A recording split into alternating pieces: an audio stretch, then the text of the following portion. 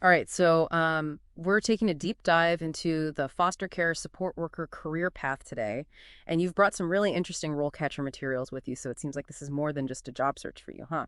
It really is. I mean, it takes a special person to support kids going through tough times, you know, and getting that day-to-day understanding of what the work really involves is so important to me. And that's what we're going to unpack, not just the job title, but what it actually feels like to do this work. One thing that struck me from these RoleCatcher guides is how they emphasize that this is more than meets the eye. It's not just about, placing kids in homes. It's about being a consistent, supportive presence in their lives. Yeah, definitely. I mean, at its core, the function is about making sure these vulnerable children are safe and cared for, but that looks so different depending on the day and the situation. Creating a stable environment for a child when their life is anything but, that's the real challenge. The guide talks about typical interactions, and honestly, I was surprised by the range. You could be working with social workers, lawyers, even going to court. It's a lot more than just the child care image some people might have. Exactly.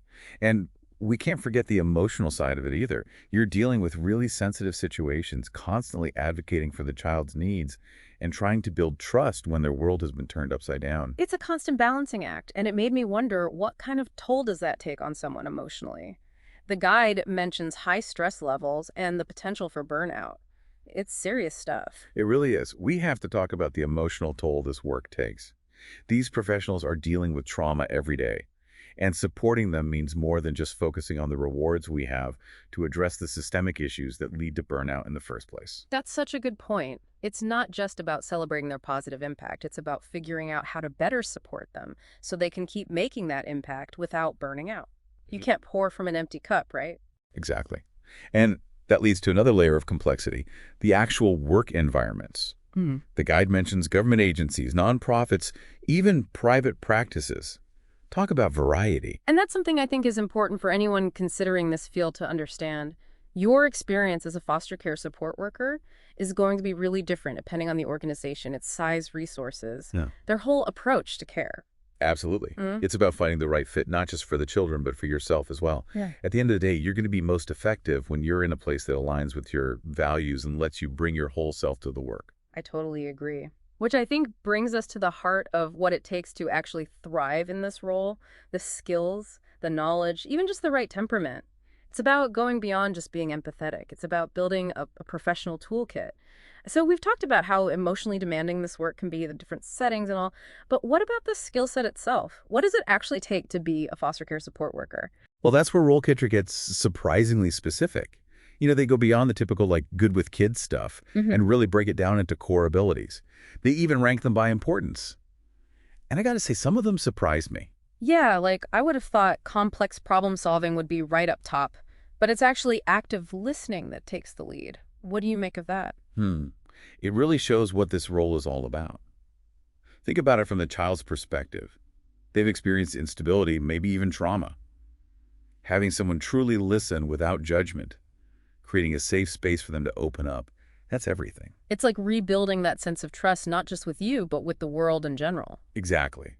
And that foundation of trust makes the problem-solving part way more effective. Because let's face it, these situations often involve legal issues, family drama, a whole system that can feel overwhelming for anyone. And you can't even start to address those things if the child doesn't feel heard, if they're not part of their own care plan. Exactly. And that's where those other abilities come in: social perceptiveness, negotiation. The guide highlights these, and for good reason. Which makes sense when you consider those typical interactions we were talking about. You're not just working with the child one-on-one, you're dealing with families, often in crisis mode. Absolutely. Picture this. A foster child wants to contact their biological parent. You have to understand the legal side of it. Are there court orders in place? But also the emotional impact. How do you support the child while respecting boundaries and keeping them safe? It's a lot. It's like walking a tightrope, Right. balancing what they want with what's best for them all while staying within the law. It's a huge responsibility. And that's why knowing those laws inside and out is crucial. This isn't just about empathy. It's about understanding your legal and ethical duties when you're working with vulnerable children. The guide makes that very clear. As it should. You're talking about potentially life-altering decisions. It really hit home for me how important training and trauma-informed care is in this line of work. It's absolutely essential.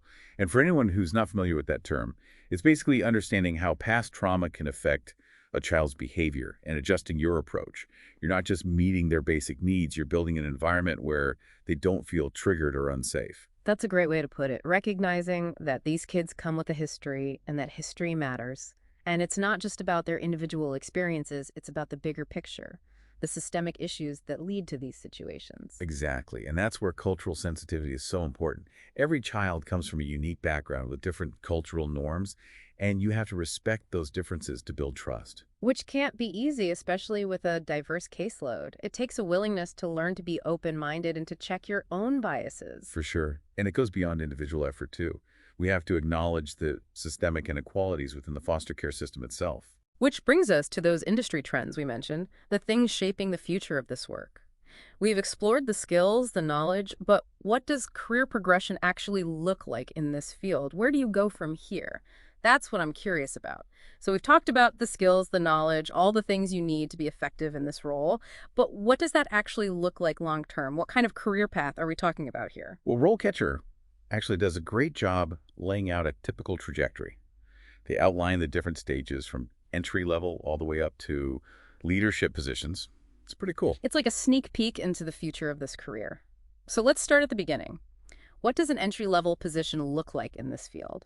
What can someone expect when they're just starting out? Think of it like an apprenticeship. You're getting your hands dirty, learning from the more experienced support workers, and slowly taking on more responsibility. It might involve things like helping to develop care plans, organizing activities, being that supportive presence for a child who needs it. It's a lot of learning by doing. So a lot of observation, hands-on experience, and building that foundation sounds like a really important time for someone new to the field. Definitely. You're gaining that practical experience, but you're also getting guidance from seasoned professionals. You're learning to navigate those emotional challenges, but you're doing it in a supportive environment. You're not just thrown to the wolves. That makes sense. You need that structure to really learn and grow. So what's the next step on this career ladder? Where do you go from there? So as you move up to a junior support worker role, you start taking on more direct responsibility. You might be providing one-on-one care, conducting assessments, even coordinating with foster families. You're starting to put those skills into practice. So you're taking the lead a bit more, but still under supervision. That makes sense. You're building confidence as you go. That's it. And it's not just about the kids either. You might be involved in support groups for foster parents, acting as that link between them and the agency. That's where those communication and problem-solving skills really come into play. It's a balancing act for sure. You're juggling multiple relationships, navigating those sensitive family dynamics. Sounds pretty challenging. It definitely can be, but that's where experience comes in. And as you gain confidence and expertise, you might find yourself moving into a senior support worker position. Okay, so what changes at that level? What does that increase in responsibility look like? At that point, you're overseeing entire care plans, supervising junior staff, advocating for children's rights. You're working more closely with social workers, lawyers. You're becoming a real leader within the team. Wow, that's a big step up. It sounds like leadership qualities are really important at that stage, and a deep understanding of all those legal and ethical considerations. Exactly. And for those who really thrive in those leadership roles, there's the potential to become a foster care support worker supervisor. That's the top spot then, right? You're managing an entire team, overseeing all those cases, making sure everyone's supported and doing things the right way. Yeah, pretty much. And you're also collaborating with other agencies, and maybe even influencing policies and advocating for changes within the system itself. You have a much broader impact at that level. Yeah. It's not just about the individual children anymore. It's about improving the system as a whole. It's amazing to see how much potential for growth there is in this field. But let's be real, getting that first job can be a challenge. The interview process alone can be super nerve-wracking. Oh, for sure. Those nerves can really get to you. That's why I think those resources RoleCatcher offers are so helpful, especially that database of practice interview questions. It's like a secret weapon.